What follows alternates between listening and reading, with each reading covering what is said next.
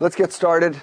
Again, just putting things in perspective, Professor Cohn talked about how in a big engineering design project you work through the various stages of, and the first stage is phase A, where you come up with the basic concepts. And I think the level of detail of the system and subsystem lectures that he's giving last lecture and today, we could sort of look at as being on the kind of the phase A level to show the basic feasibility and the overall structure.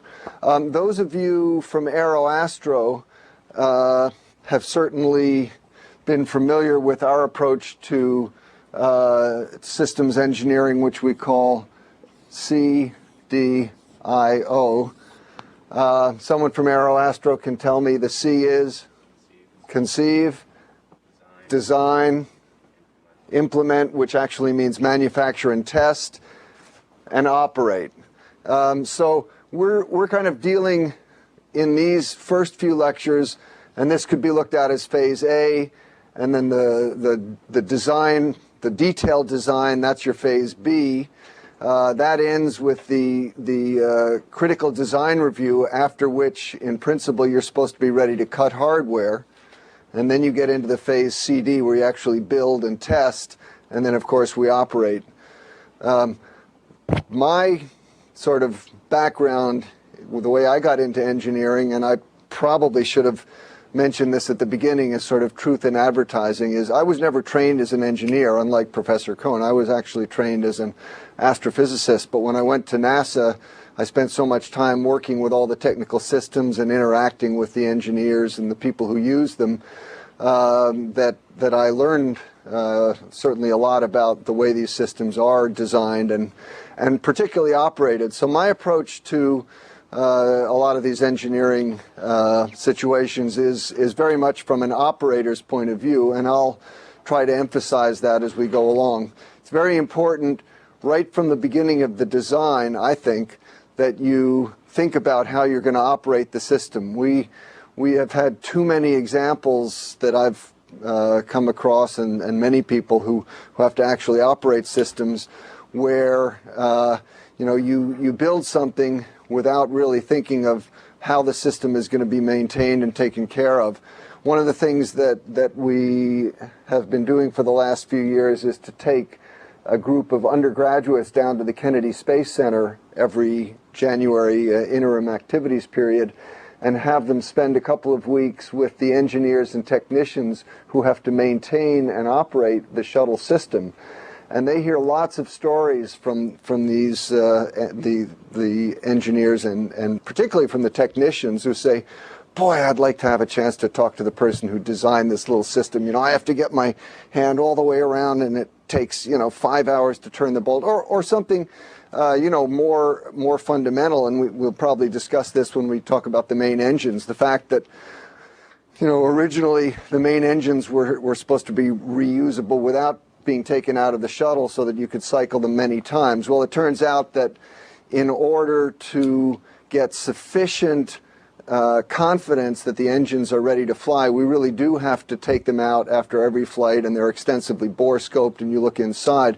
But some of the engineers in the main engine shop pointed out that for instance, if certain diagnostic test equipment had been built into the engine so that you could have taken data as the engines were shutting down over and above the data that we actually get, possibly we would have been able to reduce considerably the maintenance on those engines.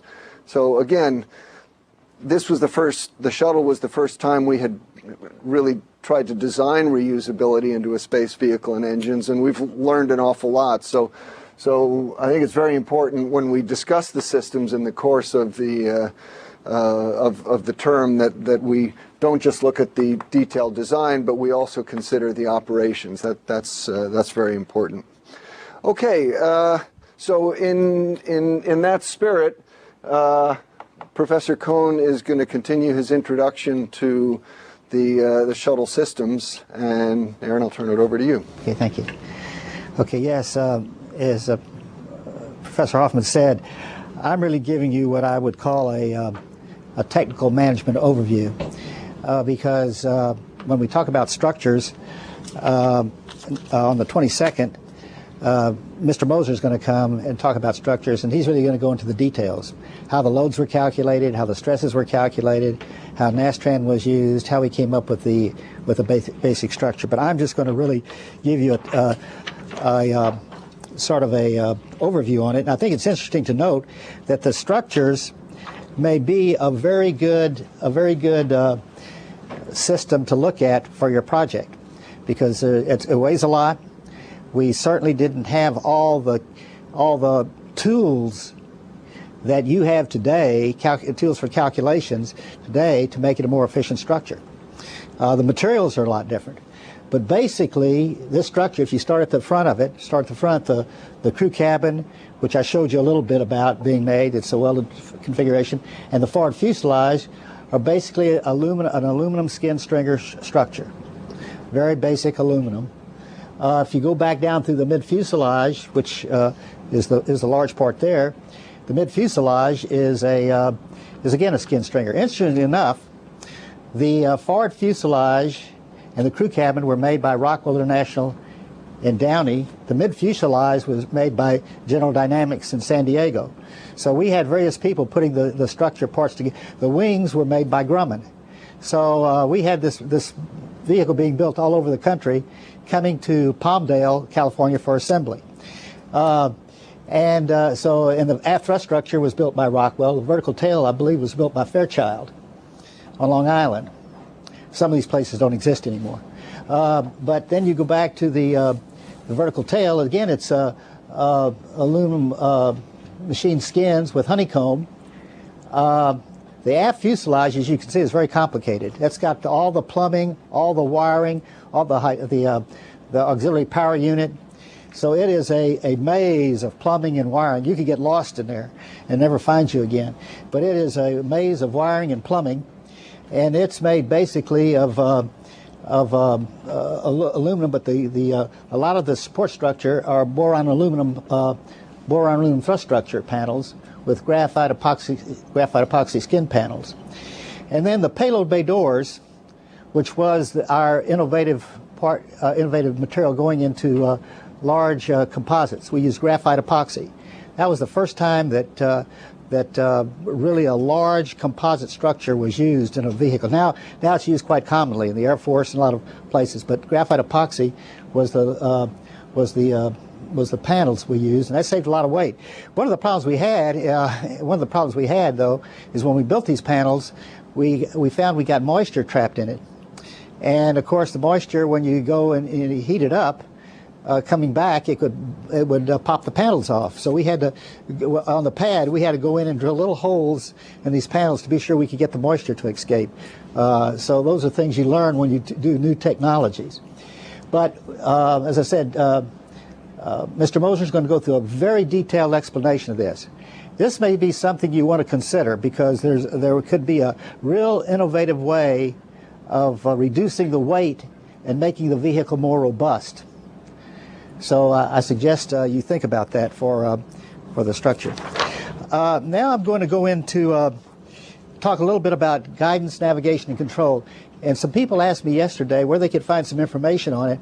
And actually, in those orange or yellow books, I forgot what color they are, but that we showed you, they're on hold in the library, have a very detailed analysis and discussion of how the guidance, navigation, and control system was formulated. And it's probably as good as you're going to find. It was very early in the program. It's different than it is, a little bit different than it is today, but it's a very good description of the redundant computer set, the operational fail-safe system. So I think you could really get a lot out of going through that book. Now this chart, I should just say, there's actually, it turns out that we have 2 sets of those books in the library, and they're on reserve, so you can only use them for 2 hours at a time. So there really should not be any problem with everybody in the class having access to those books when you need to go and look at them. That will probably be the best source, except when Phil Haddis from the Draper Labs comes and talks about the guidance system. I'll talk a little bit more about that. This chart, or this schematic, or whatever you want to call it, was originated by the Johnson Space Center and Rockwell International. It took us many hours, but it basically is the architecture. I'm going to go through it in some detail for the guidance, navigation, and control system. Now, this was the original one. It's a little bit different today, and I'll explain the differences that we have. But this was basically the guidance, navigation, and control system main architecture. And you can see on the left side is what I would call sensors. And first, in a very simplistic term, some of you are experts in guidance, navigation, and control, but guidance, navigation, and control, navigation is actually determining where you are, guidance is getting to where you want to go, and control is controlling the vehicle and its stability and its characteristics around the center of gravity. So that's basically control. So this is for the total guidance, navigation, control system. Interestingly enough, the contractor for this was IBM Federal Systems Division. We used their computer, and they did the software. Much of the hardware was designed and built by other contractors, and Rockwell International basically did the integration. And they did the integration on a system called the Shuttle Avionics Integration Laboratory. It was basically a vehicle that was in the laboratory that had all the electronics, the cockpit, and everything in it. It simulated the actuators. The hydraulic system was simulated, and the engines were simulated, but basically all the hardware and software was in the Shuttle Avionics Integration Laboratory. I imagine you spent some time. We actually had two. We had one in Houston, and there was one out at Rockwell. And when Professor Cohn says that it was a vehicle, you have to appreciate it. It was actually laid out just like the shuttle, so that they had the controllers, which were in the aft end, like in the engine compartment, were 100 feet away from the crew cabin and the computers, and all the lines, the data and power lines were laid out as closely as possible to physically duplicate the layout in the shuttle, because there was concern about the timing of signals going back and forth, and they wanted to run the simulation as accurately as possible. They had, and then of course you have to have a set of simulation computers to try to determine the environment that the shuttle would be flying in, and so that it could make the inputs to the rate gyros and the other parts of the measurement units to try to duplicate the flight regime. And here's a explanation of the alphabet soup of all the systems, subsystem components. But on this side, you see really the sensors. That's the information that you need to do your navigation part of it. And then, of course, that information then is sent to the computer through a multiplexer, demultiplexer, an MDM, which basically is an analog to digital converter, a digital to analog converter.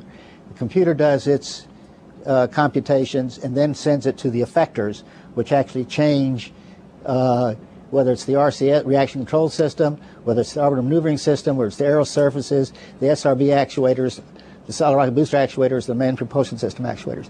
So that's really how you get sensors, computation, and effectors. Let me talk a little bit about one sensor, which probably is many of you can relate to, and that's the IMU, or the inertial measurement unit. Draper Labs is famous for its inertial measurement units.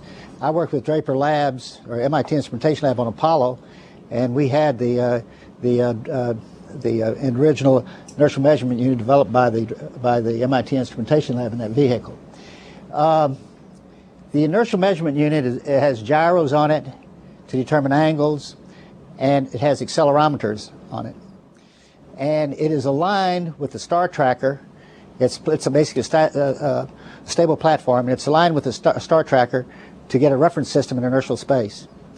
And when you make a maneuver, you get acceleration, and you send it to the computer, and you integrate it once, you get velocity, integrate it twice, you get position.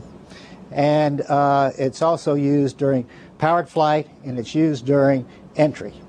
But that then goes to the computer. So the inertial measurement unit is very critical. Just to give you an example, though, here you have three of them. These show you have three of them.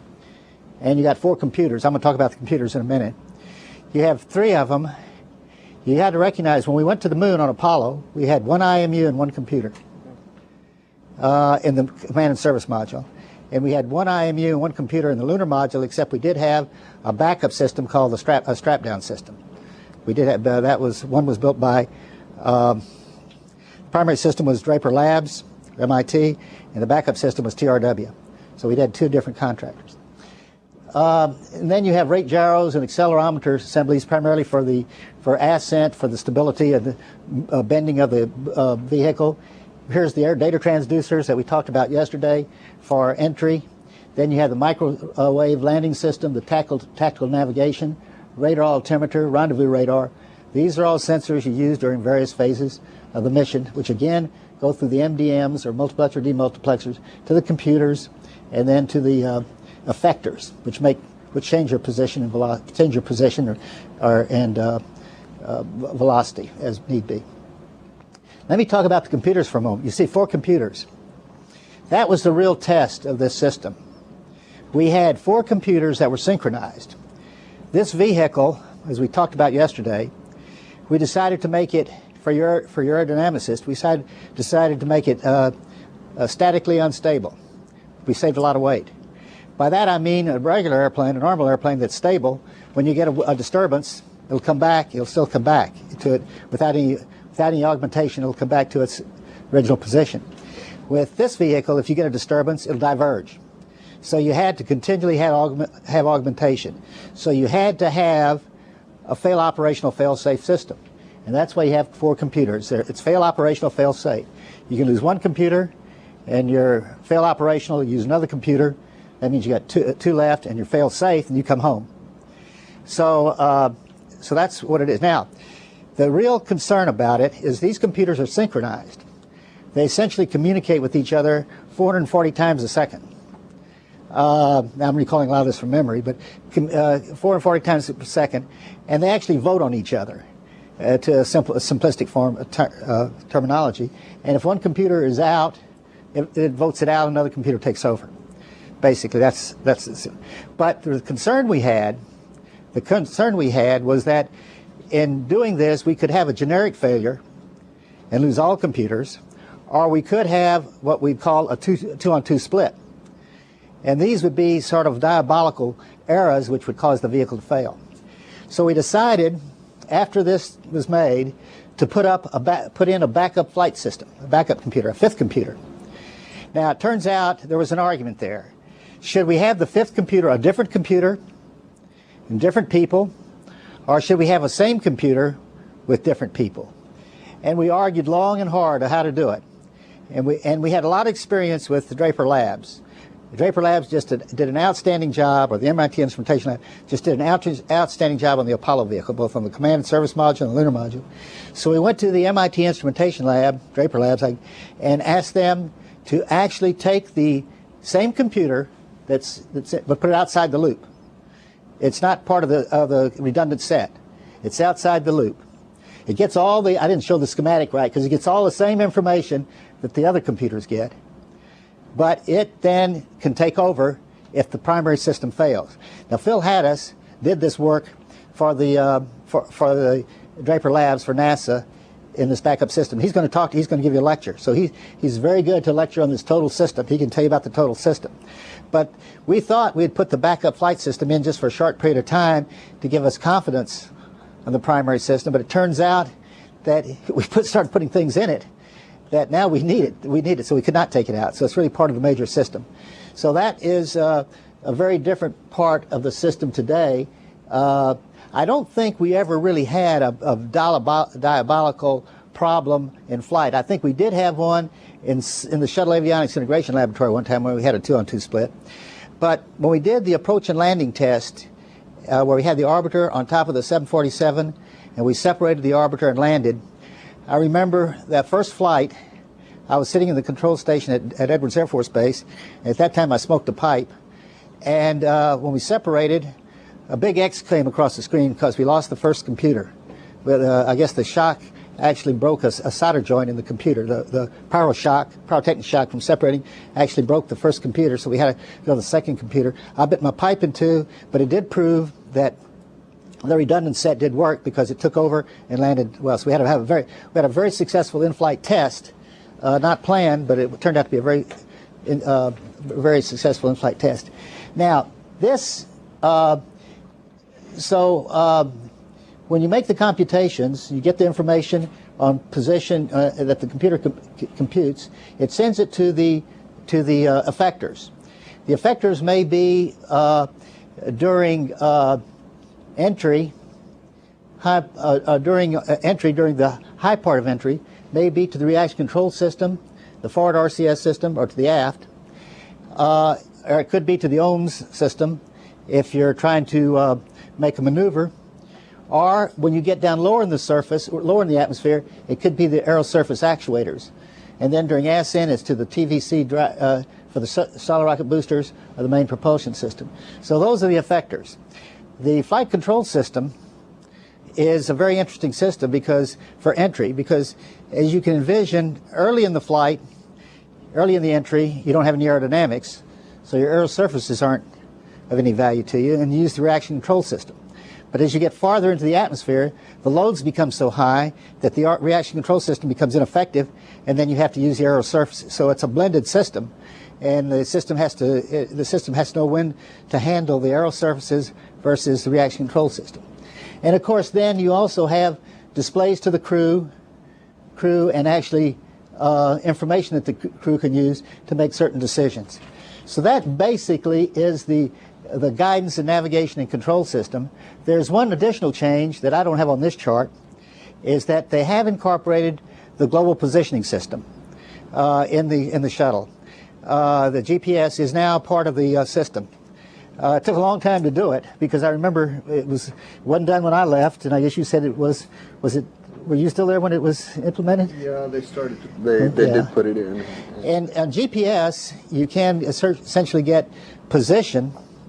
If you could get attitude, then theoretically you could eliminate the inertial measurement unit.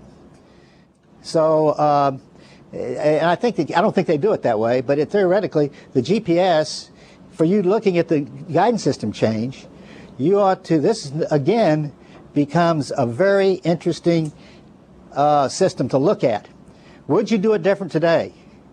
Would you do it? For example, these computers. This is the computer was used as I can't remember all the characteristics of it, but it's basically the IBM 4Pi computer, which is a very old computer. It's probably made before many of you were using computers. But, huh? It was an old AP101, which I think was a design from the early 70s. Yeah, it is the early 70s, yeah. So this would be a very neat system to take a look at for your system. Not only that, you probably could get a lot of support from Draper Labs and that type of thing. So it'd really be a good system to take a look at. And I'm sure you can make a lot of improvements. Those improvements could theoretically be used on the new CEV, the Crew Exploration Vehicle. So I think it would lend a lot of merit to you very smart people to take a look at the guidance, navigation, and control system. Yes, sir? In the air data transducers, was there more than just pitot tubes and static ports, or? That's all it was, I believe. I think that's what it was. Yeah, we had a lot of problems with those. I think it's just very old technology. Yes. Yes. Yes. How'd you get position? I told you about it. I'm sorry. I was going to ask how you got position and information before GPS. Position? Well, it's don't know exactly, but it's got what 13 satellites going around. Yeah. Can you? Well, there's two ways. Yeah, the desire for GPS, of course, was to give the shuttle autonomous navigation capability. The shuttle, with the star trackers and the IMUs, it has the autonomous ability to determine its attitude, but it doesn't know where it is because the inertial measurement units drift over time, and so you need to be able to update the state vectors. Originally, this was done by the only way you could do it was radar tracking from the ground. You would track it, you'd get a state vector, you'd uplink the state vector, and then the shuttle would know where it was, and then periodically you have to update it because of IMU drift. once we got the tracking and data relay satellite system installed, you do have a certain you do get navigational information by the Doppler navigation Right. from the signals coming back and forth through TDRS, but it was generally calculated on the ground. So it was not really until the advent of GPS that we got autonomous capability. You need it for things like, I mean, if you're going to deploy a satellite, for instance, you need to know your position pretty accurately, because the satellite is going to take that position and has to do its burn accordingly. And obviously for your reentry burn or for rendezvous, it's critical that you know your position. When you're doing a rendezvous, the shuttle does have a rendezvous radar. Yeah. I don't know if we'll deal with that in detail. So once you get close enough to the object that you're rendezvousing with, such that you can get it either with your radar, or they actually use the star trackers to optically track the object, then you can start getting your relative position with respect to the object, even though you may not know your absolute position. And so from that point of view, the shuttle gets a certain degree of autonomy. Maybe I'll just say one other thing about the computers, because, I mean, people are amazed at how primitive the shuttle computers are. That's right. But like I say, the original idea and the concepts that we talked about, this was going to be, you know, an airplane-like vehicle, and originally they wanted to use some off-the-shelf hardware. That's and right. Of course, the AP101s, as they finally used them, were not off-the-shelf. But you know, these original computers had 128K of memory. And the memory they used, probably, I don't know if any of you have read back in the history of computing where they actually had the little magnetic ring cores with the wires going through. I mean, this was really old stuff. And they did finally replace that with a solid-state memory with a whopping 256K. And again, probably none of you have dealt with overlay technology, but back when I was a graduate student and we were using computers to do complex astrophysical calculations, sometimes you would have a program that was too big for the computer memory. So you'd have the whole program on a tape recorder, and you'd segment it into what they would call overlays, and then you would load it one part at a time, and it would do its calculations, and then you would stop and load the next batch of software. Well, that's the way we have to run a mission. The computers cannot hold enough software to do ascent, orbit, and entry. There's 3 segments of flight software. You start the mission with the ascent software loaded. Then when you get up into orbit, you do what they call a major mode transition, where you basically, you know, you punch a button and everything goes blank, and you sort of sit there saying, hope this is going to load properly, and the tape recorder chunks away, and then it loads the orbiter part, the orbit part, and the same thing when you're getting ready for entry. Now the backup system, they decided that they didn't want to take that risk, that if something went wrong in a major way, they wanted the whole flight software on the backup system, and that meant it had to be scrubbed. So the backup system is capable of flying the shuttle and getting it home safely, but there are a lot of capabilities which the main computer system can do, which the backup system can't do, just because they're limited to the amount of software. The one other thing I'll say is, you know, putting together this redundant set of 4 computers, because as Professor Cohn said, the shuttle will not fly without the computers. So, I mean, it is absolutely flight critical. So, you know, hundreds of times a second, every computer is looking at the data from all the other computers, and they're all voting. And so you have this matrix, just to make sure you understand the way the system works. If computer number 1 sees a problem with computer number 3, it's likely that computer 3 is also going to see a problem with computer 1, because they're doing something different. But if computer number 2 sees a problem with computer 3, and computer 3 sees a problem with computer 2, and computer 4 sees a problem with computer 3, now you've got a 3-to-1 vote, and so computer 3 will recognize that it is the problem and it will take itself out of the set. And that's what happened with the, well, in that case, the computer actually shut down. I remember that big X. And I bit my pipe into. And at the same time, all of this information has to go back and forth to the backup computer, because if you're ever going to engage the backup it's got to be ready to go. It has to be ready to go at a split second's notice. And, you know, the big question is, suppose you get, there are situations where you can get a 2-on-2 split. And, you know, when we run through the simulations to learn how to work this, actually learning the ins and outs of how to work the computer system is probably one of the biggest training loads. The astronauts become more knowledgeable than the designers. Yeah, they actually, that's their lifeblood. Yeah. If there's this danger of a 2-to-2 vote, was it ever thought about to have 5 computers? Well, that's why we put the backup system in. So, oh, it's the backup. Yeah, the backup system. That was really why we put the backup system in, because it did a little bit more too. It was programmed by different people, even though it used the same computer. It was actually programmed and formulated by different people. So that was one way of saying take away any, you might say, systematic errors that were in the redundant set. In other words, they kept the same software requirements document, but it was the actual coding was done by Draper rather than by IBM, because that was the other problem. You know, suppose all the 4 computers are doing the same thing, but there was an error in the code which never turned out, so that something starts to diverge, and you know, what's your protection against that? There's a big argument in doing that. The real argument says, should you really have this a different computer? Should you really just say, just do everything differently? Just have a different computer, different everything. And of course there's advantages to that and there's disadvantages to that. So we settled on this as something to do. I think there was another question. Was there a question back there? Yes. Yeah. I think there, yeah. I was wondering, you said this was the first fly-by-wire system. I was wondering what competing ideas there were besides having maybe a 4-computer voting system.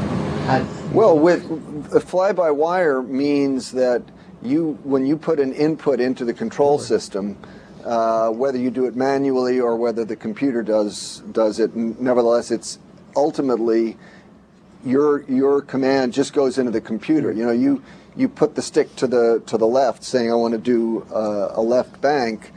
All you're doing is telling the computer you want to do a left bank, and now the computer has to figure out what's my navigation state, where am I. If I'm coming down through the atmosphere, what's my altitude, what's the air pressure, what's my Mach number, and then it's programmed with aerodynamic control laws. This is one of the big challenges because, as I mentioned the other day, you hit the top of the atmosphere at Mach 25, you do your initial control with the RCS.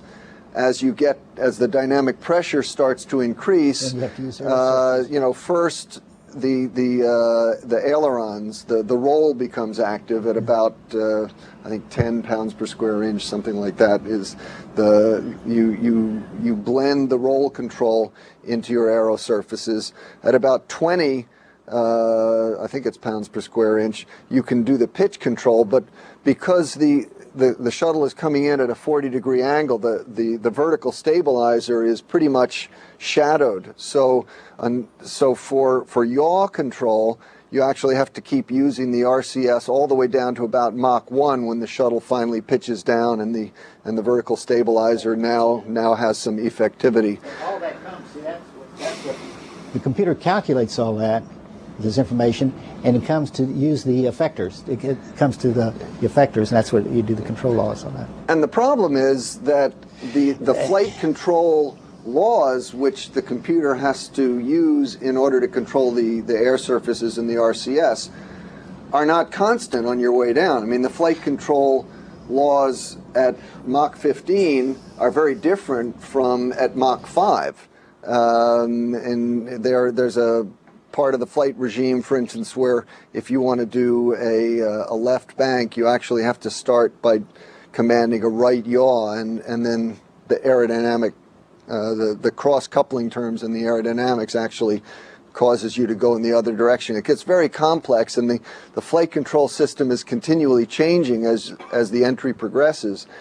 And so the idea that, you know, maybe you should have a direct backup link between the pilot's inputs and the aero control surfaces, although, you know, it might give you a warm, fuzzy feeling, you could not fly the shuttle directly, because to be able to take into account these changing control laws on the way down, you just can't do it. In fact, the shuttle is uniquely, I mean, unless the shuttle knows where it is, if the navigation state goes bad, the shuttle cannot fly. You could have the runway in sight, but if the shuttle's inertial nav state is wrong, you'll lose control and you can't land. So it's a very complex system from that point of view.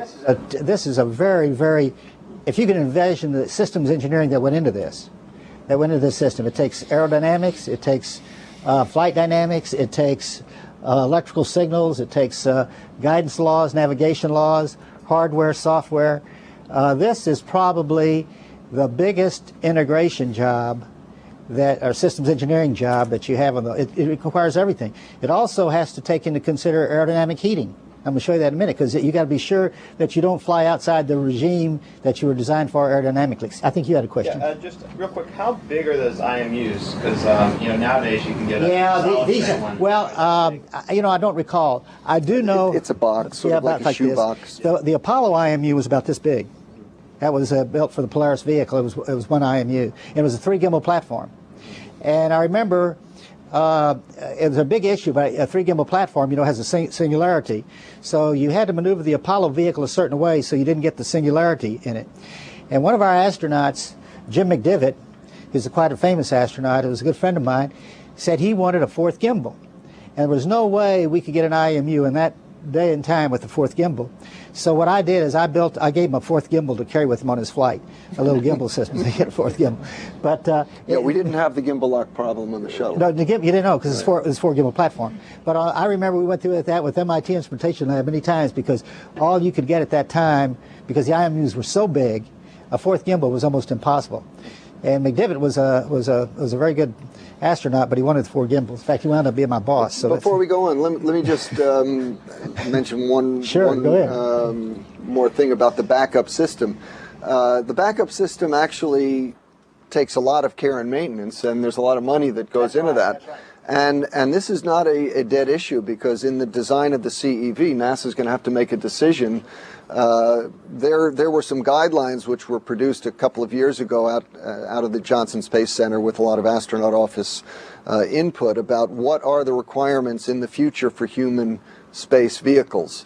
And they put in that you should have a backup computer system, because, you know, basically that's the way we did the shuttle. And that was that was an afterthought. Yeah, and yet now it's being listed as a requirement, and this is now being questioned for the CEV, because it's a huge financial impact, and so we're going to have to deal with these problems all over again. So it's an interesting thing to think about if some of you want to delve a little bit more deeply. I think this could lead to a very interesting activity for you. Yes, sir. Computers have their own sensors, or are they reading the same? No, they get the same sensors. I just didn't show this very accurately, because I looked at the chart when I had it, and I said, my God, this is the wrong chart. But this was the chart, this was the original chart before the backup system. So I quickly penciled in the backup system, so I remember talking about it. But no, it has the same sensors. It has all the same information. But again, most of those sensors are redundant. Yeah, they're redundant sensors. Not all of them, but most of them. Any one of the 4 computers can read any of these sensors. It's not like sensor 1 is dedicated. That's right. They're put on, the sensor input is put on a data bus, and they have multiple data buses, like 4 data buses, and each of the computers can read all 4 data buses. I mean, there's just a tremendous amount of redundancy built in. Yes, go ahead. Did they ever use the star tracker to update your gyros? It's like platform? Yeah, they do that. Yes. There's also a procedure. If you totally lose attitude, then you have to go right back and manually take a star site and orient, and that we've only had to do in the simulator. Never had to do that. You know, to look at the failure history of this would be very interesting. It's been, I know we lost, in my tenure, I know we lost 1 inertial measurement unit, We lost that one computer during the approach and landing test. I don't know what other failures we actually had in this system. I don't know if we ever lost any. The MDMs, this box was made by Sperry at the time in Phoenix, Arizona, and I've visited that many times because that is probably the most complicated electronics box of this whole system other than the computer. It's very, very complicated. Yes, sir. Computers have developed a lot faster than aeronautics. So why do you still think that it'll be a major expense now? I don't think it'll be a major expense now. I think, as I recall, and you're absolutely right, NASA does not put a lot of money into development of this technology because other people have done it. It's pretty much so much more sophisticated than we have now. Don't need it. It turns out, though, at one point in time, structures was the most important, most expensive component of a spacecraft. Then, of course, there was propulsion, and then there became avionics and software. And avionics and software for the shuttle is very, very expensive. It's probably one of the most expensive things. I think today, in today's environment, with the technology we have, with in both software and hardware, I think it won't be that expensive anymore. So I think you're right. I think it's very good. That's why I'm saying, in redoing it, you could use new technology and really show how much less it's going to weigh because the IMUs are probably going to be smaller. You could reduce the weight, you could reduce the electric power, and you could reduce the cost. But you're going to have another detailed briefing on this, and I think it's Phil Haddis. I know him very well, and I think he'll do an outstanding job in explaining to you what's happening. Let me just show you briefly, very briefly. We talked a little bit about this yesterday, but here are some of the things that are profiles that the guidance system has to be able to do. It certainly has to take care of launch. It's certainly the abort modes, which are interesting. There is a abort mode that's a return to launch site, and I guess you would use return to launch site primarily for a main engine failure. I guess that's so. If the main engine fails during ascent, you can go to a return to launch site. Or a total loss of cabin pressurization. Yeah, something like that. And I guess that's never been tried. And I guess that's probably one of the most difficult maneuvers, most biggest fears the astronauts have if they ever have to come back to return to launch site. But of course, the guidance system's got to be capable to take care of that. Then you have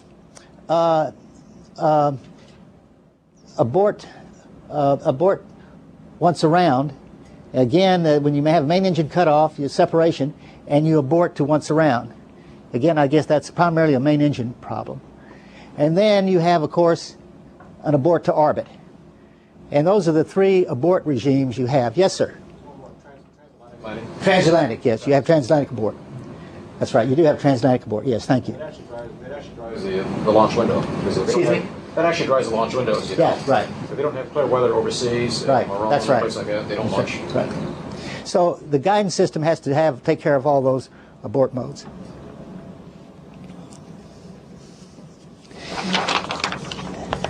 Again, I'm sure Phil will go through this with you, but first stage guidance really consists of attitude and throttle schedule as a function of relative velocity. So it's not completely open loop, but it's almost an open loop system. But you do control the thrust vectors of the engine and the solid rocket booster actuators. And it's the key thing, though, where systems engineering comes to play. It has to it's got to get maximum performance, but it's got to be shaped. The angle tack history has to be shaped to control aerodynamic loads, because some of the highest loads you have, and you'll find out when Mosher talks about it, some of the highest loads you have on the structure is during ascent.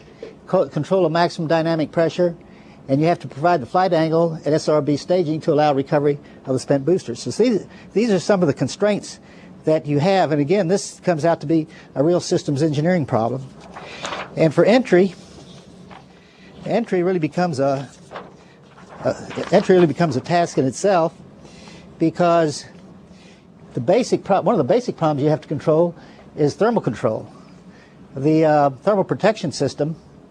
I should have pointed out on that structural slide that the back face temperature of the tiles have to be at 350 degrees Fahrenheit. Well, the surface temperature may be 15 to 2,000 degrees Fahrenheit. The back face has to be at 350 degrees Fahrenheit, because that's the limit of aluminum. So you've got to control the guidance, the thermal control for guidance, is to keep the vehicle within the temperature constraints of the peak heating region. So that's all got to be married together so that the tile system you design keeps the back face temperature to within 350 degrees on the aluminum structure. Then you go into equilibrium glide. Constant bank angle that we were talking about is modulated for drag control, and then the transition guides the vehicle from the high L braking to the lower angle of attack, and then you basically land. So all this has to be tied together for your guidance, navigation, and control system.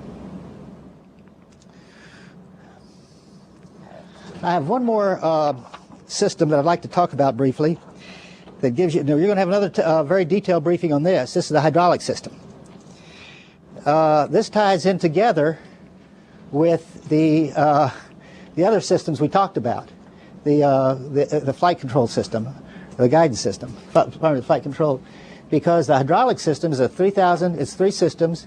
It's 3,000 pounds per square inch system. It's and what does it do? It basically is used during ascent and entry to control the thrust vector control of the engines, for the body flap, for the elevons, for the rudder speed brake, the main engine actuators for the main engine, the doors for the external tank separation, main landing gear, nose wheel steering, and so forth and so braking. So that's what the hydraulic system does. If you lose your hydraulic system, you've had a bad day. And there are three systems. I do believe is one place where there's a single point failure in the hydraulic system. It's pretty hard to eliminate all single point failures. I believe that. When Henry Pohl talks, he's going to be doing that, very detailed discussion on the hydraulic system. You might ask him that. I don't recall, but he'll tell you whether there is a single point failure in the hydraulic system. And the hydraulic system, this is a schematic of it. I'm not going to go through the details of it because I'm not sure I can explain it. But basically, this is the hydraulic system. It shows how System 1, System 2, System 3 is tied in to the right outboard elevon, the right inboard elevon, and so forth and so on. The main engines, the external tank, and we've never had a loss in the hydraulic system.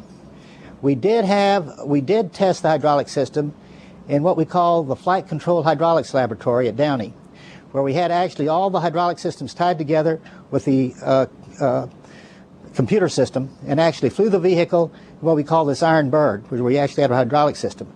And we did have a failure there at one time early in the program. We had a failure where we ruptured, we had a single point failure, we lost all the hydraulic fluid. We had to go back and make a major change to the actuator system, the hydraulic system. Yes, sir. I'm just wondering how the hydraulic system on the shuttle compares to the hydraulic system on an airplane. Yeah. You know, I'm really not sure I can explain it because I'm not here. I think there's not much difference. The only difference, let me tell you that. Let me tell you the only difference. I think the airplanes, and somebody's here more an expert than I am. I think airplanes have 3 hydraulic systems. The shuttle started out with 4 hydraulic systems. We actually started out with 4, but it was so heavy and so complicated we decided to go to 3. And I think I think the airplanes have 3 hydraulic systems, if I'm not mistaken.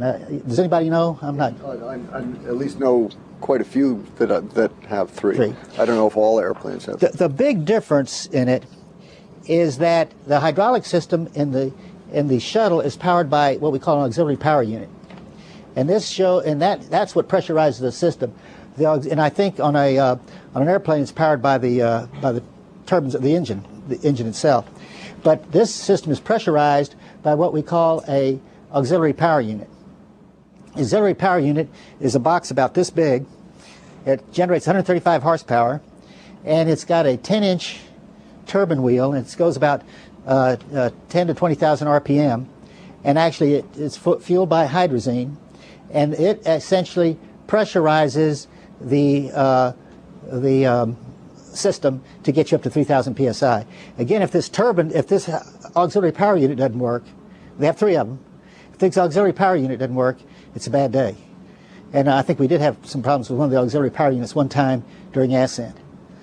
But that's the major difference, I think, because I think we tried to copy pretty much aircraft designs using the same type of hydraulic fluid and everything else. So I think we copied their standard in using it, as I recall, except we're pressurized by the auxiliary power unit. Again, not to belabor the point, you're going to have a very detailed briefing or lecture on the hydraulic system, the auxiliary power unit, and the reaction control system, the ohm system, by Henry Pohl. So you'll have more details on this.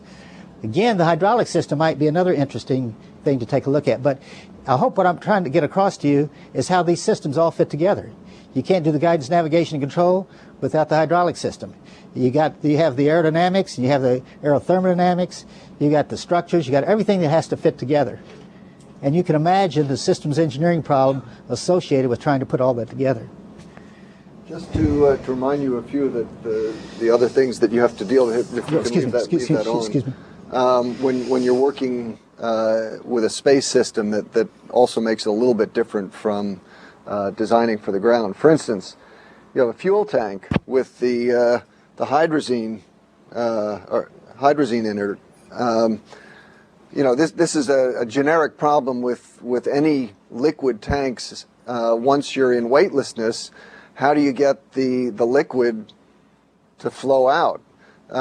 This is actually a fairly traditional, old-fashioned design where they have a diaphragm in the tank, and on one side of the diaphragm you pressurize it with either helium or nitrogen, and that pushes the material. It's basically sort of like squeezing it out of a bag. The problem is that hydrazine is nasty stuff, and in the orbital maneuvering and reaction control systems, they decided that for reusability they didn't want to use diaphragms, and so we'll probably learn more about some of the details, but there's a very elaborate screen mechanism which uses surface tension to collect the material, and just getting liquids out of a tank into where you want to go is something you have to worry about in space. The second problem is a thermal problem. You're not flying through the atmosphere, so you don't have air cooling.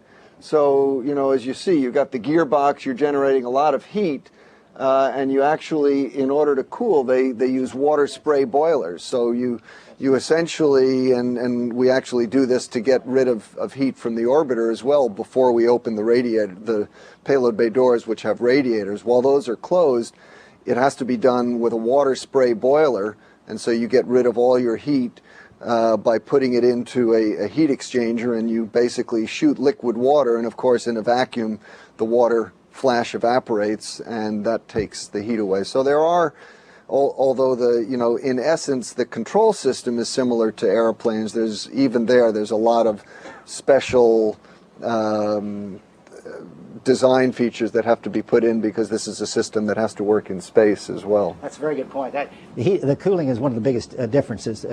Because this system is so complex and heavy and needs a lot of maintenance and uses hydrazine, which is very nasty stuff, there have at various occasions been studies of could this system be replaced by an electromechanical system, and as motors become more powerful and battery and fuel cell systems are more efficient, I think just about 2 years ago we gave up on the last effort. But I think it always turned out to be too heavy. To get an electromechanical system which had enough muscle to move these air surfaces around, it just is beyond what we could But that do. might be another good system to take a look at today. It might be another good system. The other thing is this does have you see where it has a speed control and safety for the APU controller. The interesting thing about this turbine wheel, I forget the exact RPM, but it's pretty high. I think it's at least 10 to 20,000 RPM. If this should break off, if this shaft should break, and it's very hard time to control it in the box. I mean, it'll go right through the box it's in and shear the vehicle. So we've tried everything we know. We put protection around it. We put a lot of margin into the turbine wheel, into the shaft, but that's a very critical thing. And as Professor Hoffman mentioned, there's been many exercises to replace the auxiliary power unit. And I think, again, this would be another good challenge to take a look at seeing what you could do to come up with a different design for the auxiliary power unit. But there'll be other systems that you might want to look at. But I thought I'd just give you a little discussion of some that I personally think are very pertinent that look at. That's what the thermal protection system, the structures, the guidance, navigation, and control, the hydraulic system, including the APU. And these, I think, would be very good systems. Now, you might pick others, but these might be very good ones to look at. Let me wind up my discussion by talking to you what I think you ought to look for in the systems. This is just a very simplistic chart, but this is my way of thinking about what you do when you go about designing something. You need to look at the functions. As we pointed out yesterday, the functions are very important because when we talked about thermal protection system, we looked at the functions of protecting the vehicle, maintaining that back surface temperature to 350 degrees Fahrenheit. We worked that to finite detail. We knew exactly how thick the tiles had to be, what the characteristics had to be, but what did we do? We forgot, oddly enough, that it had to be attached to the vehicle soundly, which is sort of dumb, and you would think, my gosh, they ought to be able to do that, but you're infinitely smarter after you find out your problem. So one thing you ought to do is really understand what functions have to be performed, and you might say that becomes your functional requirements. The whole thing is understanding your requirements. Then you ought to understand what performance is required. In other words, performance requirements. You ought to have a first order of magnitude calculations of what kind of performance requirements you need. A lot of times this is going to have to come from assumptions, talking to people, getting experts involved. But what kind of performance requirements? It's going to have to be iterated, but what kind of performance are you thinking about in this system? Whatever the system may be, hydraulic system, thermal protection system, whatever. Then we talk about the three-legged stool, as Professor Hoffman said. We talk about schedule, cost, and I put weight under performance. Because as I told you before, the first thing you're going to wind up in designing a system, that the weight's going to get too high. Then you're going to find out that performance goes down. You have schedule slips. But first thing usually happens that you find out, you wake up one morning and you find out, my gosh, my system weighs a lot more, my subsystem weighs a lot more than they told me I could have. So you ought to understand your weight. And then you need to think about what is the available technology. What's the technology available? As somebody pointed out, you pointed out, today the avionics technology is probably pretty high up on the ladder. And you could probably pick something today right off the shelf. Although, in my experience of the 30 years I had in the space program, I never was able to find something that was off the shelf. Space programs just don't usually allow you to take something off the shelf. People told me to go do it, and once I went and did it, we changed everything. But today, in the technology we have in the avionics, you may be able to get a lot of off the shelf. So what technology is available? And then one of the key things, one of the biggest things you have to know are what are the interfaces. You could see the multitude of interfaces that are required for the guidance, navigation, and control system. It takes into consider all the interfaces you could think about. And so you need to think about interfaces, whether they be mechanical, whether they be electrical, whether they be functional. So you need to think about what interfaces are you talking about. And to me, that is some guidelines you need to think about. Of course, then we talk about, as we said, cost and schedule. Usually your cost is going to grow, unfortunately, and usually your schedule is going to slip. And those, what I would call, are career-limiting problems. That's the best way to get fired, is to have your costs go up and your schedule increase. So these are some of my guidelines for things you ought to look for when you try to design your system. I'd be happy to answer any questions for you that you may have. Yes, sir. Question that you said about taking technology off the shelf, and I'm wondering, I don't think, from what I know, it wasn't really thought of much during the shuttle, but the idea of maybe putting something on the shelf, so to speak, the idea of designing something so that it would have a subsystem or something, so to have the flexibility to be used in future systems, and where that, do you see where I'm No, I don't think I quite follow what you're saying. The idea of, well, you said there wasn't really off-the-shelf technology available then, but maybe there is now.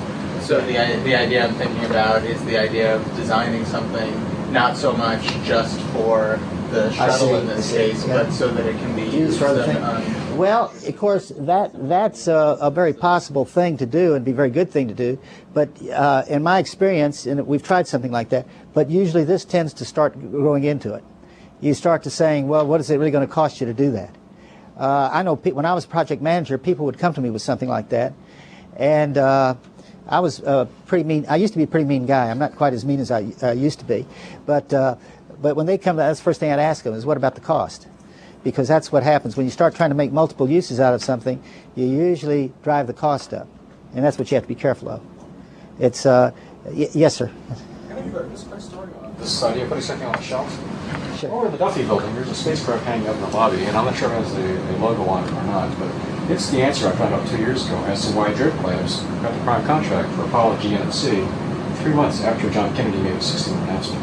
Keep in mind, the 61 satellites were really, really crude. But Doc Draper, with his leadership and vision, decided several years prior to put IRAD money into the following mission: an autonomous, automatic 4-year mission to Mars. Keep in mind, we had not really gotten the hang of launching from low Earth orbit.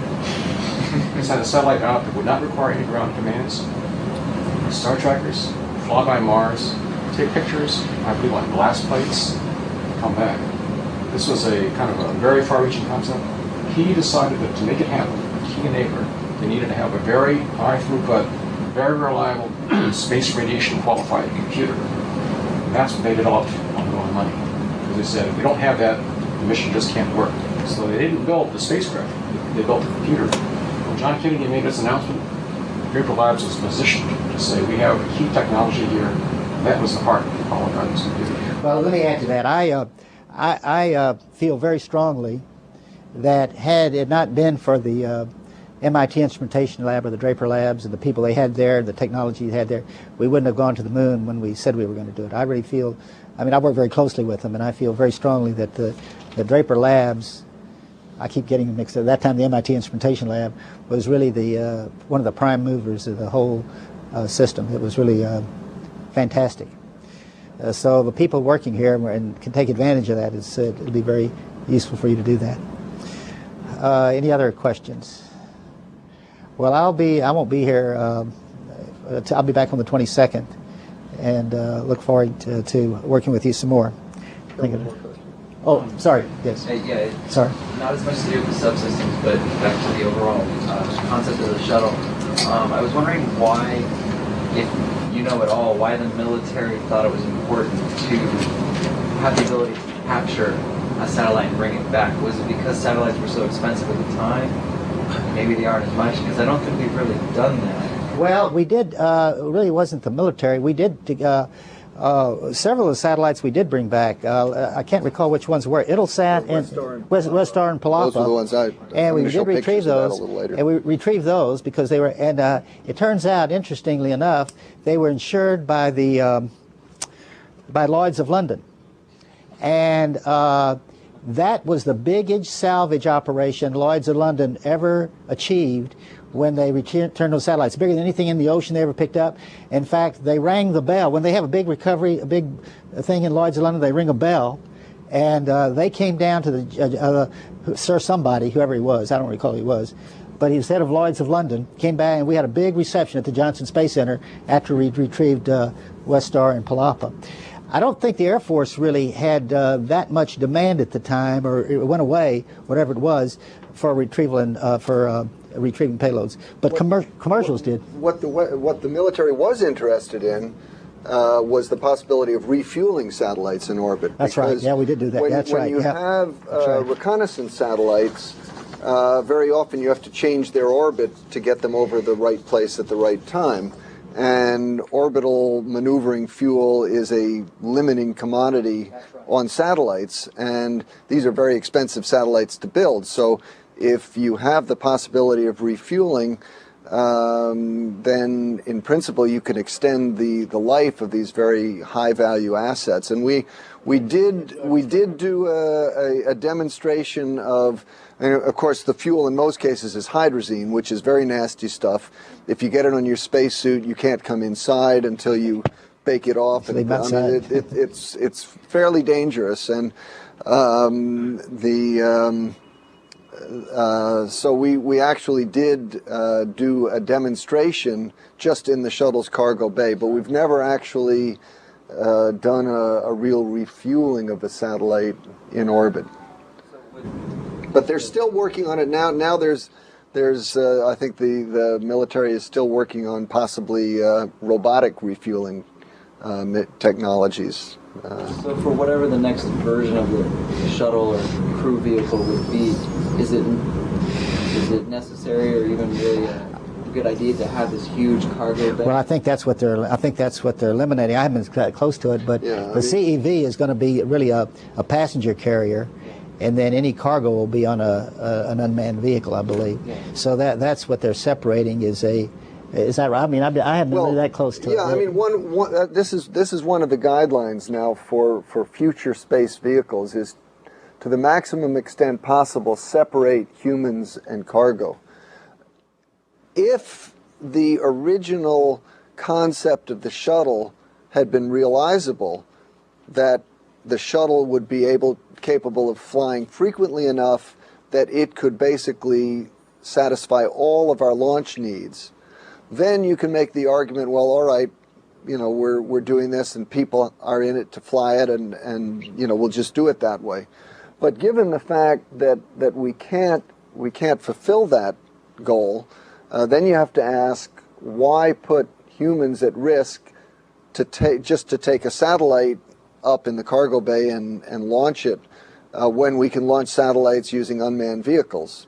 And in fact, that was the decision after the Challenger accident, was any payloads that are carried into space on the shuttle, in general, I mean, there were some exceptions for various reasons, but you ought to be using the shuttle to do things where you need people to do them.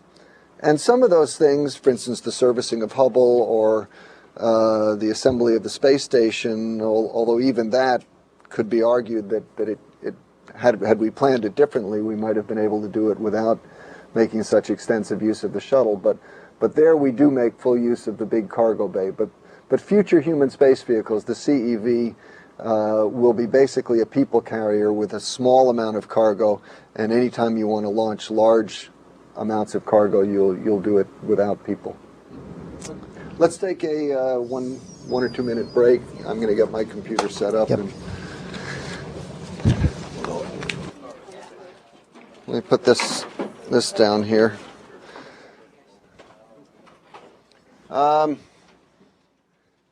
I want to give you a short presentation just to bring everybody up to a certain level of familiarity with what the shuttle does and what it looks like. And again, I tend to look at this from an operational point of view. This will be informal, ask questions as we go through. As we've said, the two critical phases of shuttle operations and what makes this such a unique vehicle is it launches vertically like a spaceship with a tremendous amount of power, and it lands. You look at this and you have to remind yourself that it looks like an airplane landing, and yet a half an hour ago this was a spaceship going in orbit around the Earth. So it really has been a spectacular technological achievement.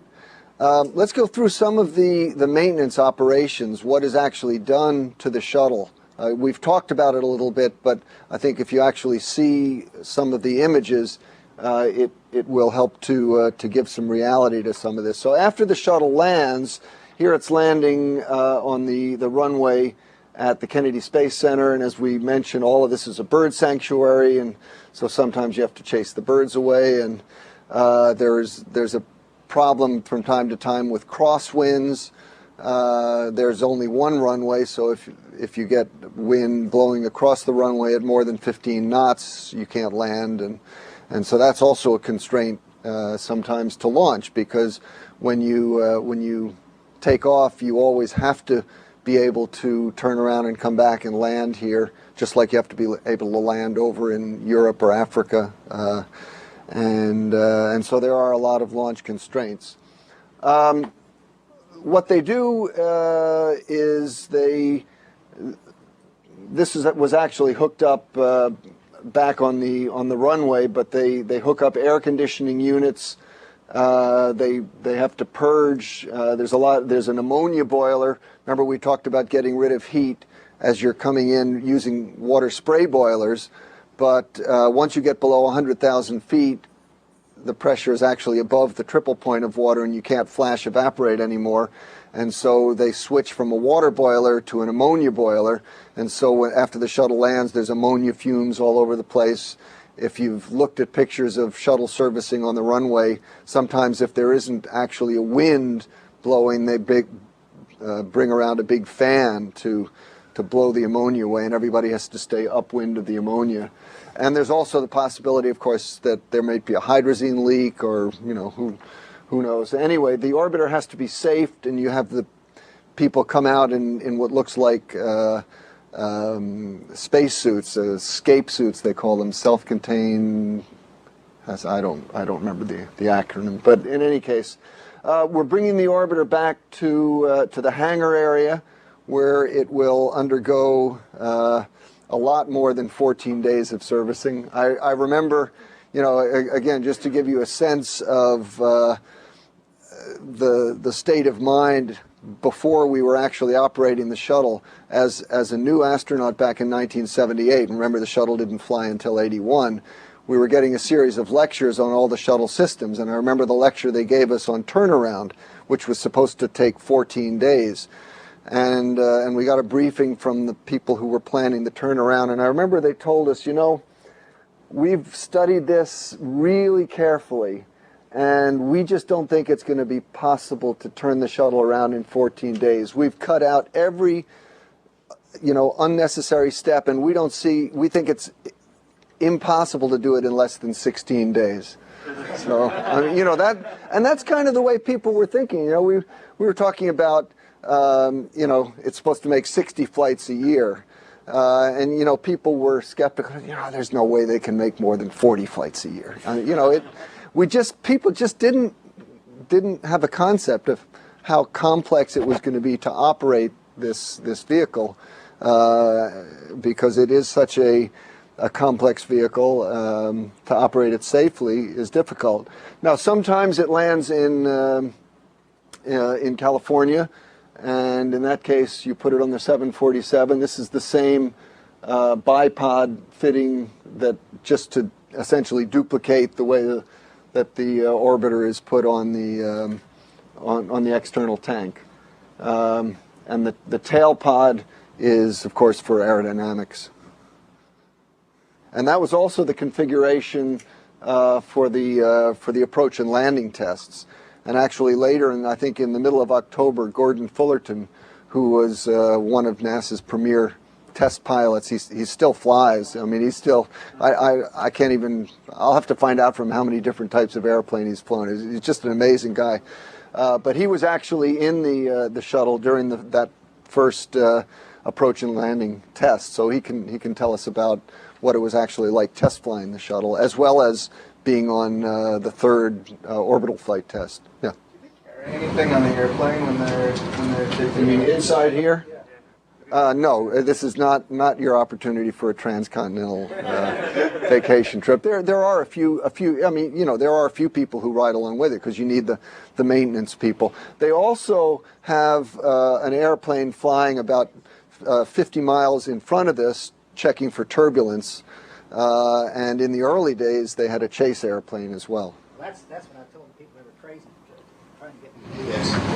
That's the dumbest thing I ever heard of. Okay. So now a look at some of the details. Remember, we talk about how the engines are taken out. You get a little bit of a view here inside the engine compartment. I had the chance on numerous occasions to actually go inside the engine compartment, and I mean, it's just amazing. You get these huge big pipes, and it really helps when you're going to be using a system like this. You know, we spend a lot of time in the simulators, and you know, you'll flip a switch, and that switch controls what they call the main fuel shutoff valve. it's a big butterfly valve, about 17 inches in diameter, inside this huge pipe. And you sit in the simulator and you flick the switch, and the talk back, shows that the thing is closed. And then you actually go in the compartment and you look, and there's this huge pipe and this area in it, and you realize, this huge thing that's moving around, and it kind of gives a sense of realism. And in fact, that's one of the big safety concerns. When the fuel is flowing, the butterfly valve is in a vertical position, so the fuel flips by it. It's an unstable situation. If it goes out just a little bit, then the fuel flow can slam it closed, and you've got an explosion on your hands. So that was a major consideration. This is the body flap. So you can see all of the plumbing and all these red things are removed before flight stickers. It's a very, very complex process. And they pull the engines out after every flight now. And specialized equipment. Yep. And that's the thing. All of the platforms have to be designed so that they fold up and they fold down so that you can get access to all the places. I mean, it's a very complex system, and this was built. A lot of the equipment, the launch platforms and everything, as we mentioned, were adapted from the Apollo program. But the hangars, which we call the OPF, the Orbiter Processing Facility, was built specifically for the shuttle. The tiles we talked about. I mean, that's just a huge amount of work, replacing, maintaining, and testing the tiles.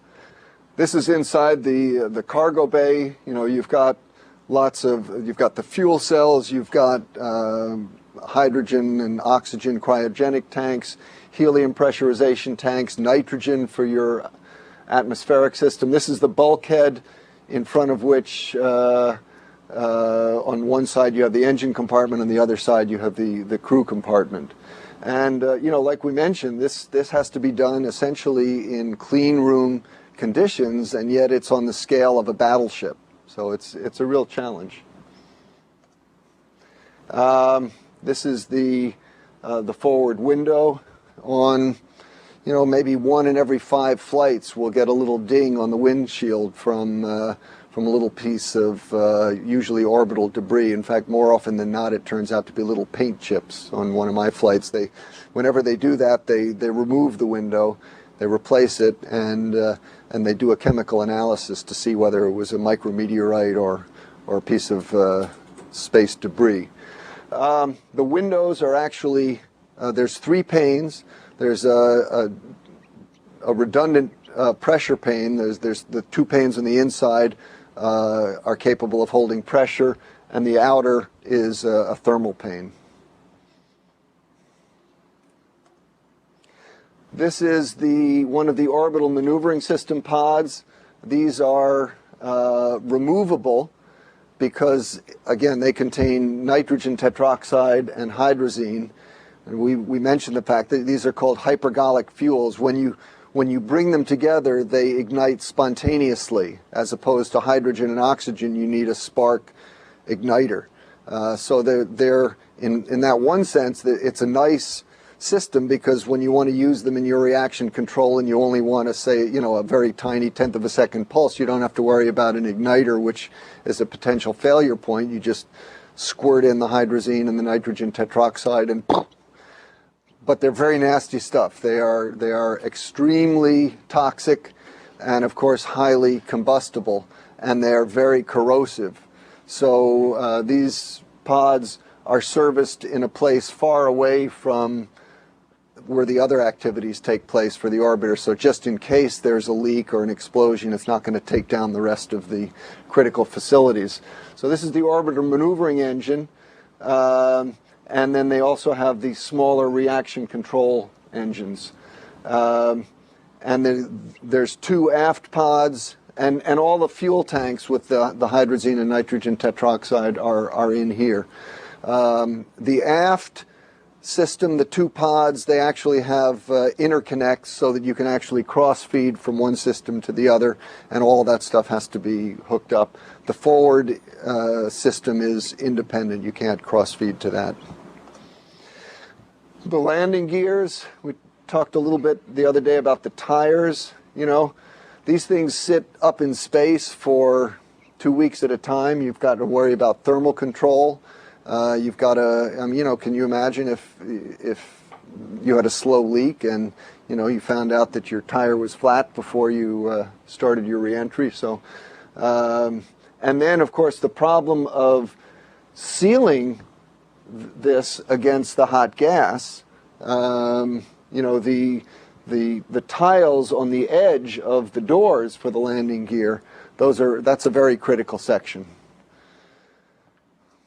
Anyway, after typically about a 3-month turnaround in the hangar, they wheel the orbiter. Actually, originally it was pulled over on its own wheels, and then but that required that they then stow the wheels in this big vertical assembly building. This is the vertical assembly building.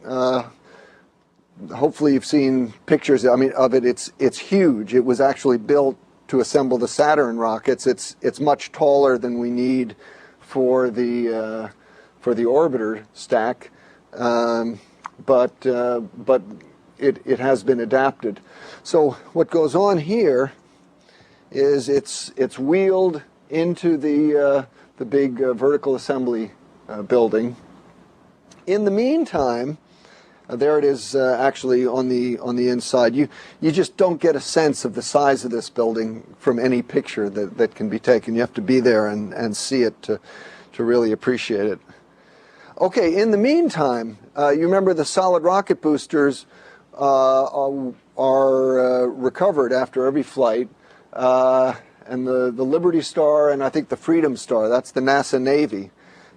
These boats are positioned out offshore, and they have divers, and they go down and they put in plugs and flotation devices so that they actually float the boosters, and they drag them back where they're disassembled, cleaned up. The actual segments which contain the fuel are shipped back to Utah, to Thiokol, which is now ATK, for cleaning, refilling, and the other parts, the nozzle and the top, which contains the electronics and the parachutes, those are serviced in Florida. And then they're brought in segments into the vehicle assembly building, where they are stacked. And remember, those are the segment sizes that some of these are assembled in the factory. Those are the so-called factory joints. And then where these are come together, that's the so-called field joint, and that's the joint that failed in the Challenger accident. This gives you a sense of the size of those solid rocket motors and the way the solid fuel is put in. And they do all of these tests to look for the roundness of the motor and the flatness of the propellant. Yeah. Is that the fuel itself? I think it's, yeah, it is. Although what confuses me about this is I'm not sure which segment this is, because most of the fuel is actually put in with a star pattern in it and they actually shape the way it's loaded so that you shape the thrust profile. And I've not been able to get a good explanation of why that is not the case here. In any case, this is now the process where they lift one segment, they put it down on top of another. Of course, all of these are hazardous activities. Nobody is allowed, except for the critical personnel. Nobody's allowed in the VAB when they're doing this, just in case there's a problem. And then they actually put all of these bolts in to join up the field joint. And now, of course, after Challenger, we have a new and improved O-ring configuration. Wow. Okay, so now we have the two solid rocket boosters sitting on the mobile launch platform. And again, you can see you have to design all of these platforms so you have access, and it's now the external tank we talked about. This is in Michoud. This is actually been damaged, not too heavily, but it did suffer damage from Katrina. So this is the oxygen tank up front. Notice how small this is compared to this is the big hydrogen tank. And then this is actually the front side, but this is then turned around and the two are joined together inside the outer shell.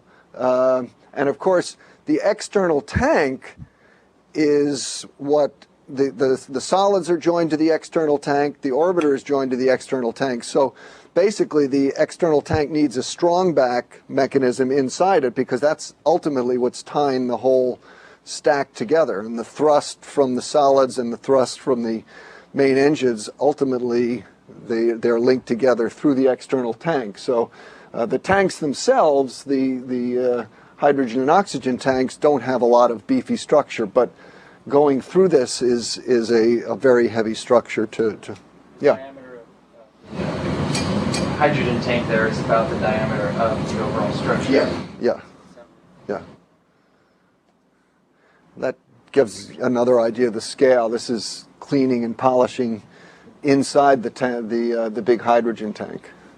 I mean, it's again the scale of all of this is it's important to get a sense of what's involved in taking care of these vehicles. That can do that? People actually have to go in and scrub it by hand? I guess. I mean, you because the scrubbing is only part of it. The inspection is the really critical thing to see if there's any, anything that's not quite right. Comment. Sure. One thing that's interesting, the use of liquid oxygen, liquid hydrogen is wanted so much because of its high performance. But on the other hand, if you would do something like liquid oxygen and kerosene, you would get a much smaller tank or some of the propellant. And there is a trade-off, I think, today people are realizing, especially from the Russians. The Russians don't really use liquid hydrogen that much. You get a lower ISP, but your tanks become so much smaller to deal with. And hydrogen's very hard to deal with. It's very hard to find a hydrogen base. And hydrogen is very hard to deal with. My second flight, you remember that was the one with the hydrogen leaks. Remember that? We went down. We were supposed to launch in May of 1990. And we went down, and when they before they fill the system, they do a helium leak check. And of course, helium, for those of you who have worked with vacuum system, helium will leak through anything. And if the system is tight against helium, they figure the problem is that that's done at ambient temperature. And when you fill it with the cryogenic hydrogen, everything contracts, and so things which were vacuum tight at ambient temperature are not always vacuum tight. And in fact, but the problem is you don't know that until you fill it, which is only done, a few hours before launch. So, we had gone down to the Cape. We were in medical quarantine, and we just got the message about 6 hours before launch. There's a hydrogen leak. Launch is scrubbed. They did some checks. They drained the tank. They did another helium leak check. It was fine. We had gone back to Houston. We came back. Same thing happened. Well, in the end, we made 6 trips over the course of 6 months, and we didn't launch until December. And actually, another one of the shuttles also had a hydrogen leak. When they actually alternated us, they pulled us off the launch pad. They put somebody else on. I mean, it was just what had happened was they had somewhat changed the procedure of installing some O-rings in these big hydrogen lines, and it required a process where the workers were actually working in an area where they couldn't see, and the O-rings were being installed slightly wrong, but it was just terribly difficult to track that down. So yeah, there's a lot of problems using cryogenic fuel. Now, the other thing is, if you have a fully staged vehicle with a separate first and second stage, one of the things that you learn in rocket propulsion classes is that in the first stage, the specific impulse is not nearly as important. What's really important is to get a lot of thrust.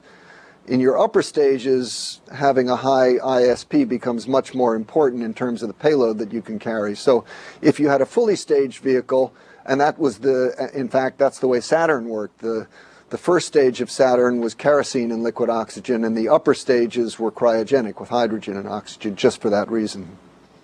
Okay, let's move on. So now we have the external tank, again, suspended in the vertical assembly building. That's lifted up and joined between the two SRBs. This is the feed line where the oxygen comes down, and this is where these two are the feed lines. This is the hydrogen, and then the orbiter has two corresponding feed ports where the hydrogen and oxygen comes into the engine. And actually, when you fill the tank on the pad, you actually put the hydrogen and oxygen into the orbiter, and it flows from the orbiter back then into the external tank. And it was on this oxygen fitting from the foam that they put around this was what fell off in the recent Discovery flight, where they did get a big piece of foam. Okay, so now we go back. Remember, we brought the orbiter over into the vertical assembly building. Now you put this strong back to hold the orbiter, and this is really spectacular. I mean, you lift the whole orbiter up off the ground, and you tilt it up, and then you basically hang it and lower it, and you know this is these are big pieces of equipment, and yet you need millimeters of accuracy. So you have very skilled crane operators, to say the least. Okay, so now we have the orbiter, and the strong back is laid down in position, and all of the mating is done. And we're on the pad, we're on the mobile launch platform, and they put the crawler transporter underneath it, and then they roll it on these specially prepared paths, which have very, I don't know how deep it goes into the ground, but this is heavy river gravel. Most of the boulders are about the size of your fist, but after one or two trips of the orbiter, it's crushed down to the size of pea gravel, and then they have to replace it with new stuff.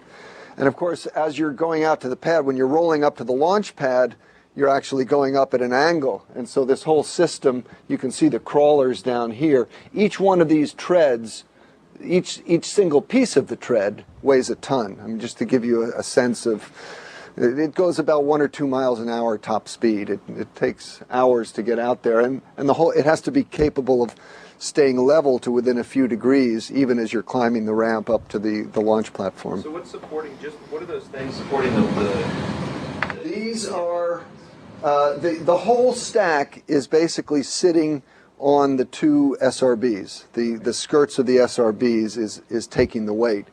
These are the fuel inputs, which are connected through the other side, where the hydrogen and the oxygen run into the shuttle, and from there, in the way I showed you before, it goes into the external tank. They also keep it tilting back. Does it have a tendency to? On each of the SRBs has 4 bolts. I'll bring in. I have. They give us as a souvenir after a flight. They give us the big nuts that are explosive bolts. So there's 8, 4 on each of the SRBs, and that's essentially that's what gives it its stability.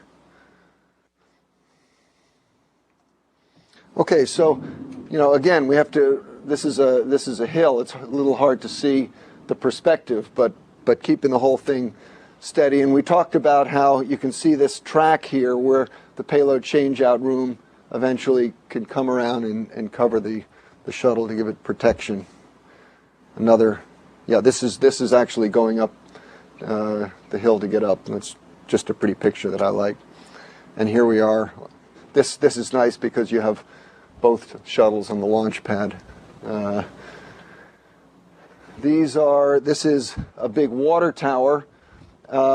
In order to protect the launch pad against flame damage, and also to protect the shuttle against acoustic effects. They actually get a shock wave when you ignite the engines, which can bounce back and do some damage.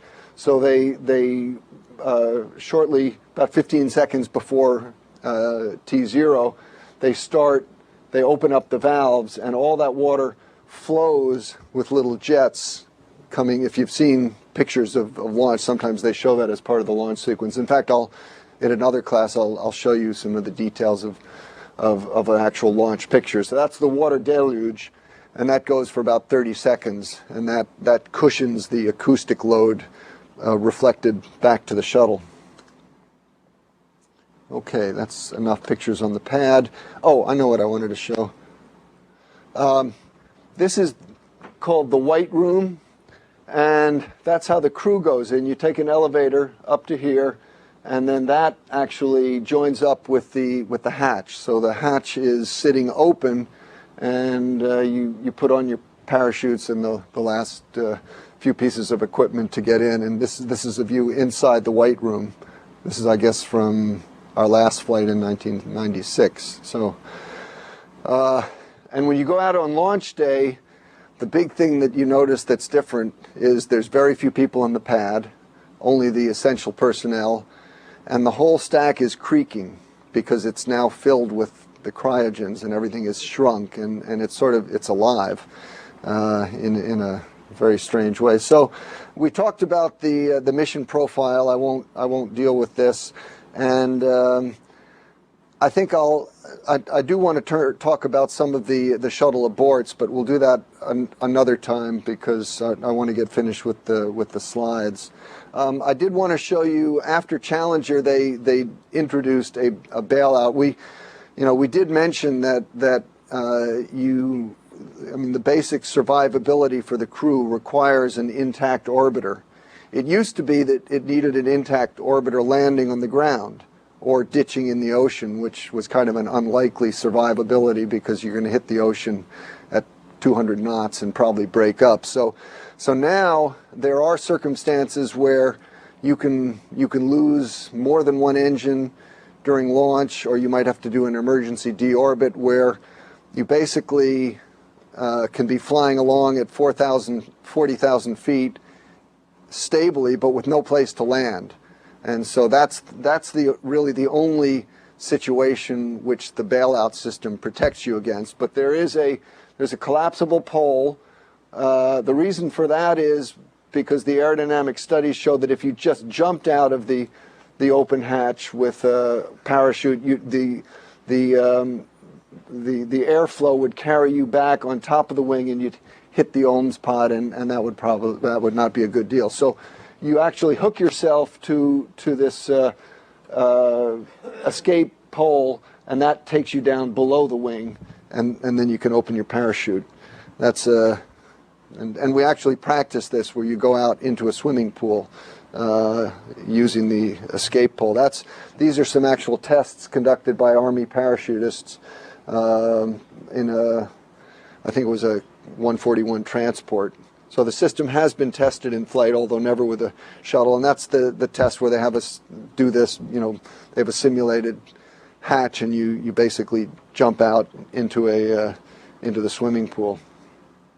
So once again, into the White Room, you can see the hatch out here, and that's the last thing that they'll do is they close the hatch, then they pressurize the shuttle by about 1.5 psi just to make sure that it has pressure integrity before launch, and then we launch. As you can see, you're burning hydrogen and oxygen in the main engines, so what's coming out there is just hot steam, not very visible. Most of the smoke and the noise and everything comes from the solid rocket boosters. However, you do need these engines. In fact, the people have calculated that if you tried to take off without these main engines pushing up on the shuttle, that the attachment between the shuttle and the external tank would probably fail. Each of the main engines is about, it's 500,000 pounds of thrust in vacuum. It's slightly under 400,000 pounds at sea level.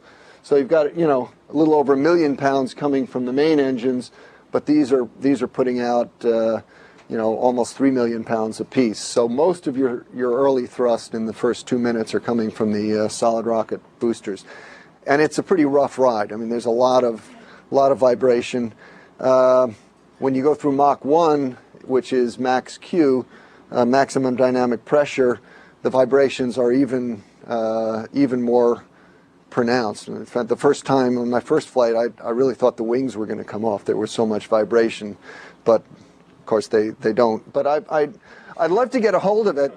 I actually saw a high-speed, slow motion picture, actually looking at the tail as you go through max Q, and you can actually see the tail fluttering back and forth like that. I mean, the loads, the aerodynamic loads on the vehicle during ascent are significant, and you do actually have to move your elevons to, it's called load relief, in order to take stress off that. So this, I really like this. It gives a sense of the power that you're sitting on top of to get up there. And that's just a nice picture of riding the fire. Okay, so you get up in orbit, you drop the external tank, and although now they're going out of their way to take even better close-ups of the tank to look at the foam shedding, we've been doing that, in fact, throughout the history. Now they specially time the launch so that you're guaranteed to drop the external tank with good lighting conditions. That didn't used to be a constraint to launch, but it is now. You can also, by the way, see how the atmosphere quickly fades out into space, and that's a telephoto, so it actually makes the atmosphere look even thicker than it really looks when you're... Okay, so there's the orbiter in space. That was actually after it had delivered a payload. This was taken from the space station. And just a quick reminder of all the different things that we've used the orbiter for. Launching satellites, you've seen that picture. This is a payload assist module to take the satellite from the shuttle orbit up to geosynchronous transfer orbit. We have used it extensively for satellite repair in orbit. This is the Intelsat, where it was put into orbit by an expendable rocket, but into a bad orbit because of underperformance, and they managed to get it into a shuttle-compatible orbit. And I won't go through the whole history. That, why there happen to be 3 people out there is a whole story in itself. This is one of the satellites that we actually, again, the satellites were put into orbit by the shuttle, and the shuttle deployment was fine, but the payload assist module, which you saw before, did not perform properly, and so the 2 satellites were stranded in a useless orbit. We went back and we actually brought them back to the ground. They were refurbished and relaunched again on expendable rockets. The shuttle has also been used as a space station with the Space Lab on the inside. So, to carry out scientific experiments. This is a large pressurized module which is put into the cargo bay. And the original idea, as Professor Cohn mentioned, was you could just take your laboratory equipment off the shelf, plug it in here, 120 volts AC power, I guess, and it would be just like working on the ground. Well, it never was, but having said that, I think the Space Lab program as a whole was extremely successful. And then it's been used to service the Mir space station. We certainly added several years of useful life to the Mir station because we could carry up a lot more equipment than the Russians could themselves, and that was also gave us an opportunity to get some U.S. astronauts on long-duration space missions. And then, as you all know, we're using the shuttle to construct the International Space Station, and hopefully we'll get more of it built before too long. The shuttle is also an excellent platform for performing EVAs, spacewalks. And that's a picture of when we went up and repaired the Hubble Space Telescope. I can't overestimate the capability that the shuttle gives us as a work platform in orbit.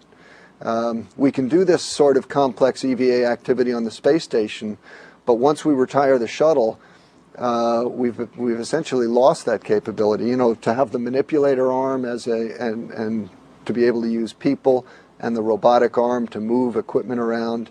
It's just a very powerful work platform. That's one of my favorite pictures, just floating up there. Walt Guy is an expert on space. He was also responsible for the space design, so I might want to ask him some questions. So this is a pretty picture of firing the orbiter maneuvering engines just to start your descent into the atmosphere. You know, despite the fact that you're going at 18,000 miles an hour, you only have to slow down by a few hundred feet per second in order to lower your perigee down to essentially the surface of the Earth, so that half an orbit later you intersect with the atmosphere. And of course that produces the aerodynamic heating, which you can see on the outside. This is looking out to the front. That's kind of a dull glow. You know, it starts out as a deep red, and then it gets orange and yellow and finally white on the outside. The most spectacular thing, you know, you're a meteor. So this is a picture that was taken from Houston, looking at this is at about 250,000 feet at about Mach 12 on the way to a landing at the Kennedy Space Center. And on the inside, if you actually, shuttle is flying like this. So if you look up the overhead windows, you can actually look back into the wake. And this is really spectacular because you have these different colors, and it's sort of shimmering around. And every once in a while, when I would be looking at this, you'd see a big bright light going, you know, and I would think, boy, I hope that was nothing important. It was probably what people said it probably was little bits of gap fillers. You may have heard that on the last flight they discovered that some gap fillers were protruding, and so Steve Robinson went around and actually pulled some of them out. But they've probably been doing that the whole time, and they just come off. And it's really this little point where you have the convergence of the shock waves. This is about 10,000 degrees Fahrenheit, so that's the surface temperature of the sun. It's a spectacular visual view, and then again, at this point we're just going subsonic, flying like a glider, and ready for touchdown. So I hope that gives you some sense of, you know, visually what goes on in the course of a shuttle flight, with an emphasis on the maintenance operations. You know, without appreciating how complex it is to operate this system, you know, I think it's hard to really make the link between the original concept and the difficulties we've had in getting the shuttle to perform in terms of the turnaround and maintainability. So again, just wrapping up, that's my kind of farewell picture. But the shuttle, it was an amazingly ambitious concept, and I think what has been astounding is how well the shuttle has been able to perform and do all the things that it was designed to do in terms of the satellite launching and being used as a science platform, performing EVA, repairing satellites, building space stations. You know, it's given us experience and capability to learn how to do things in Earth orbit, which we never had before. And as I say, we may well miss them once we retire the shuttle. But where we really did get it wrong, and this will be one of the things that we'll look at when we deal with the individual subsystems, is in the operations. It turned out to be a lot more complex, expensive, and delicate to operate than had been anticipated. And so hopefully there will come a time when we set out to design another reusable vehicle, possibly a reusable winged vehicle, and I think a lot of what we've learned from the shuttle will be folded into that. It still is a question of how reusable the next crew exploration vehicle, the CEV, will be. Reusability has been put in as a requirement, but that remains to be seen. And certainly the experience that we've gotten from the shuttle is going to make people look really, really closely at what assumptions we're making about the reusability whenever we do this again. Okay, next Tuesday will be the last in kind of the conceptual part of what we're doing. Professor John Logsdon from George Washington University is a very well-known space policy analyst. He did a seminal study on the Apollo program and has also written a lot and done a lot of research on the origins of the shuttle. And so he'll talk to us then. So let's see. I had promised to post everybody's emails on the web, and I got diverted and didn't get that done. But I will do that before tomorrow. So in terms of forming your teams, put together an idea of what system you would like to work at. If you're not able to form up as part of the team between now and Tuesday, just give me what your own personal preference is, and then we can look at it and see if different people are interested in the same system. We'll let you all know and help you form up teams. Yes. Yeah, I think your email is I'll make sure that it's in there in the student view. Okay? Yeah. For next week, the paragraph and preferences. Yeah, I just want to know what. As a group or turn in individually?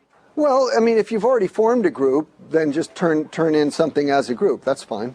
If not, if you haven't hooked up with somebody, just let us know what system you're interested in working at and any ideas you might have of what you're going to look at. Really, this is just a very, very short write-up, essentially to get you started. Okay, and if you have any questions, we can talk about it next Tuesday.